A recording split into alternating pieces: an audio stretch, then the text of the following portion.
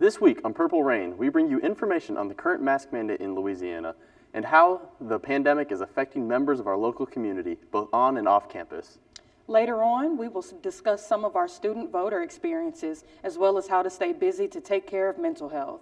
I'm Derek Sarvis. And I'm Jalen McNeil. And Purple Rain starts now.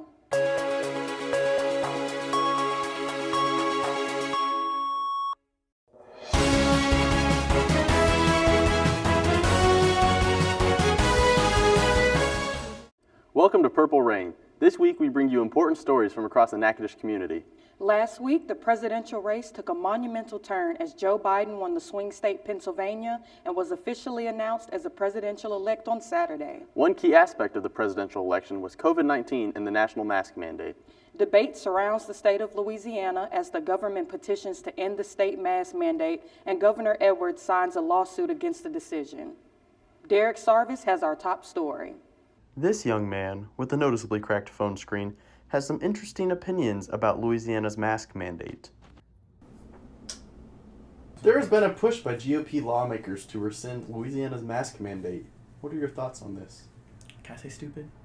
I think them getting rid of the mask mandate is quite ridiculous because coronavirus cases are still rising to this day and people still refuse to wear their masks. So I feel like if they heavily push it more and more, then we will slowly, possibly see a decrease in the mask wearing. And honestly, it's not stopping you from doing anything. We're here outside University Columns, the location of the first interview, and also the second interview, because they both took place in my dorm, because I live there. This young man took a quick break from his gaming session to answer our questions about Louisiana's mask mandates. How would you react if the mask mandate was lifted? I'd probably still wear a mask just because I don't want the corona. Both Louisiana residents that we interviewed seem to be in favor of Louisiana legally requiring that mask be worn. That is 2 out of 2 residents. Statistically speaking, that is 100%. While the situation of the mask mandate causes concern for the health and safety of the Natchitoches community, the current state of the pandemic has caused many alterations for our Creative and Performing Arts Department here on NSU campus. This week, Jordan Price reports on how the changes in the department have affected the students and professors involved.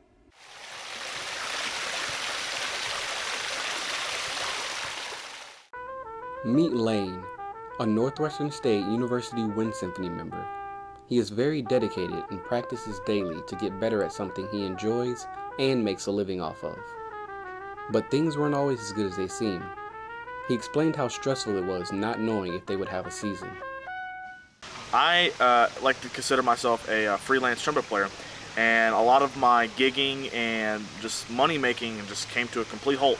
Taking a few months off it's very detrimental for a lot of players because this is such a developmental phase for us to find the way we want to sound, the way we need to sound to get jobs. It was quite stressful.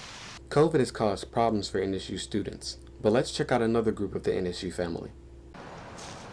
Knowing students' struggles and how they've had to overcome them is important to the development and success of Northwestern State University. But we also can't forget about the professors that teach them. We all know the lives of students can become pretty busy and hectic. But does that apply to professors as well? Being able to have that opportunity to actually do things has been super helpful. Being able to be in a theater and see people on stage and actually put lights on them, actually put them in microphones, give sound to them, things like that make it feel like, hey, we're in a tech process, we're doing things, we're seeing something on stage. It's still weird to not see people in the audience and have that opening night feeling, but I mean, it's kind of what you can take at the moment, and I think theater itself is all about adjusting to what you have and what you need. And I think that's what we're all doing right now is adjusting, but I think we're doing a decent job about that. This year hasn't been easy, but we are all finding a way to get through it. With NSU TV, I'm Jordan Price. Next up, we have a personal story of one of our classmates' student voting experiences. Hello, my name is Deja Smith. This election was my first time actually voting because last election in 2016, I was actually 17. Unfortunately, did not get a chance, but I am excited that I have a chance this year, especially with everything going on because, whew. I voted in Lafayette in person. I did not do mail-in because my mom was running for judge, so I thought I had to go vote for her, but her name wasn't on my precinct ballot, so sad. My experience was kind of easy, but just painful, if that makes sense. Just the waiting part, though. I got there at around 6 a.m. and I left at almost 7. So, yeah. But I think it's really important to vote. Do it. NSU sporting events are another important part of the Natchitoches community that has been impacted by COVID. Even though the seasons of many sports around campus have been dropped or moved due to the pandemic, it remains important for student athletes to maintain their grades in order to succeed. This is senior Larry Owens playing Fortnite, a part of his self-care routine after he's done with basketball practice. And another thing, I play my video game, like Fortnite. I got Mortal Kombat and GTA, stuff like that. Cause it also helps me. Then I be playing back home with my brothers and stuff, so that way I keep in contact with them and check on them. Cause someone don't have a phone for me to communicate with them. So my game is basically the best way to communicate with my people from back home and stuff like that. So I mean, I do this 10 times out of 10 every day, especially when I get done taking me a nap and stuff like that. But we just get on the game. Okay. Now I'm about to interview Jonathan Saavedra, a freshman here at NSU. And here's freshman Jonathan Saavedra showing us his drawings. Okay, go ahead. All right. So after all my classes and stuff, I just get to my room and go to my desk and start drawing this stuff. Just because it keeps my mind off of everything that's going on right now. And yeah. Regarding other ways to get involved around campus, many student organizations have changed their meeting styles to adapt to social distancing policies. One of these organizations is Gamers Guild, which has largely grown in numbers since last spring. This semester, the president of the NSU Gamers Guild and his other officers had to make the tough decision to move meetings primarily online, renting out one room on campus for students with poor internet connections so they do not miss out. However, while in the room, masks and social distancing are both required. Okay, so what is it like being the leader during a pandemic? So it's tough, and the best way I could describe it is it's a balancing act. It is the difference between how do you keep people sane, how do you keep people having fun, and how do you keep people safe. And that kind of balance is what we're striving for. That kind of balance is what I think we're achieving right now. We went fully online with our meetings, and people seem to really be enjoying them. But again, you do miss that kind of in-person socialization, that in-person contact. But hopefully we'll be able to have that as part of our meetings pretty soon in the future. Discord is the main form of communication both in and out of meetings. It allows for the members to text or voice chat with their friends while playing games.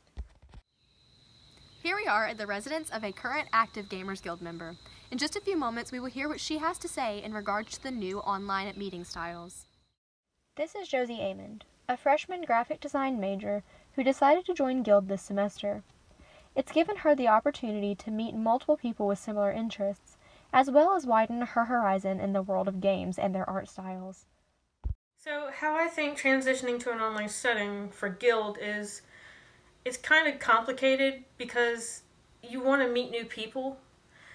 I want to meet new people, but it's kind of hard to whenever you're not with them in person and you're not actually talking to them face to face and getting to know them while playing. But online has its perks too, so. Josie's current favorite game is League of Legends. She chooses her character to prepare for battle, but she isn't quite prepared for this fight. For NSU TV, I'm Morgan Etheridge. While some students find voting to be a necessary part of their lives, others choose not to vote at all. Here we have an NSU student who is printing out a reminder to vote. She would like to share how she believes the media influences our opinion of presidential candidates. I believe that our media has shaped everyone's own opinion based on what media outlet you look at. For whatever political party you stand for, you usually only look at those political party media outlets, so they will only give you the best and the worst of the other. Here Addison is demonstrating 3 ways that she consumes information that has contributed to her opinion of these presidential candidates. She believes that these are the 3 major ways people gather information. Addison was able to give a good insight into what can happen when a voter only looks at information that further supports their own beliefs and doesn't challenge themselves by looking at information that they might not agree with, but it can be informative. For more on media involvement in the election process, here's Dr. Brian Gabriel. I got an opportunity to sit down with the head of the communications department to ask him how he has seen the media affect a presidential race in his years of experience. Here's what Dr. Gabriel had to say. Media always seem to have an important role in covering elections, but I think that in years past we had bigger mass media, so we had big networks covering stories, and at the local level it was the newspapers and the local media covering stories. So a lot of us got the same sort of information. So I think depending on who the candidate you preferred, you got a set of information versus the other candidate that you got a set of information. I think what's changed, I think it has changed since really, the rise of social media, that people are going to their own websites and their own preferred political, the sites that agree with them politically. They don't get a more well-rounded view of what the candidates are about. And I think the candidates typically are playing more to their own specific, voter that they think is going to go out and, put an X in the box. But so I think today's media is very different than it was 10, 15 years ago when it came to elections. Well, if it's television, they want ratings, and they know that when you show conflict of that kind of stuff, and that draws ratings. I think the current president is a master at creating that, and so he knows, because he's the most important person in the country, what he does is going to get coverage, and that's just by nature of his position, for good or bad. And I think even during the races and during the election season, I think saying outrageous things is going to get you more coverage, and that's like free advertising. But there was a time when that was not acceptable behavior. People are paying close attention to this race. I do think people think it's a very important presidential race. We're seeing the results of that just in the numbers of early voting.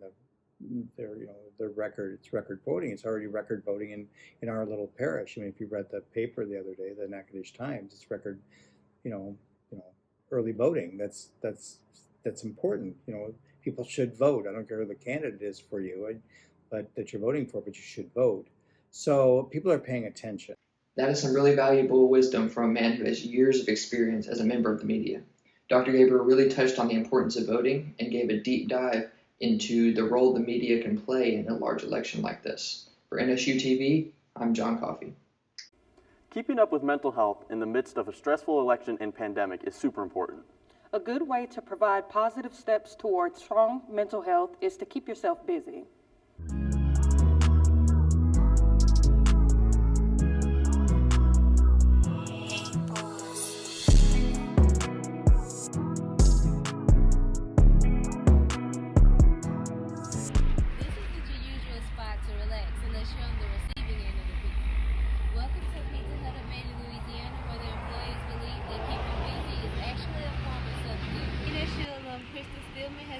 Here for almost 2 years now and strongly agrees with this idea. Kristen believes that not only does it help to have a supportive work family, but keeping busy helps to keep your mind occupied. So I've been in Pittsburgh for 2 years now, and even though my coverage is pretty cool, but having something to do all the time really helps my mind occupied too. So, that just goes to show you that reporting for NSU TV, Fork 'em Demons.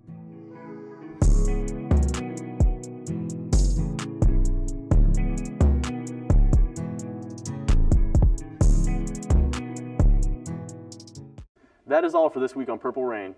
Thank you for tuning in. And as always, Fork 'em Demons.